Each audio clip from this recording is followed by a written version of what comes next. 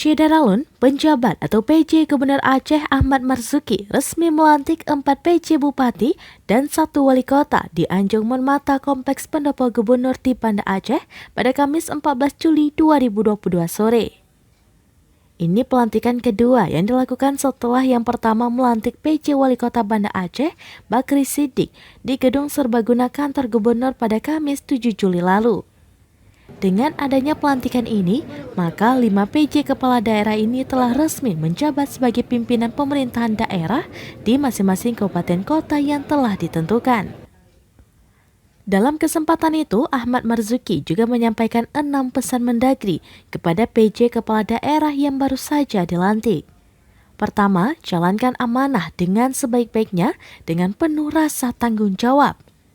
Kedua, koordinasikan program pembangunan daerah yang sejalan dengan pembangunan nasional dan Provinsi Aceh.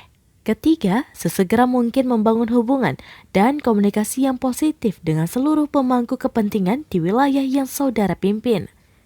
Keempat, prioritaskan program penanganan pandemi COVID-19, meskipun saat ini kondisinya cenderung melandai namun pandemi belum selesai.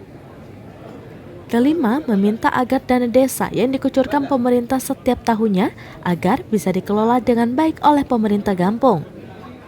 Terakhir, PJ Gubernur Aceh Ahmad Marzuki meminta kepala daerah untuk membangun kerjasama tim yang kompak agar semua program terbaik yang telah berjalan sebelumnya dapat berlanjut, khususnya di bidang pendidikan, infrastruktur, bidang kesehatan, dan sebagainya.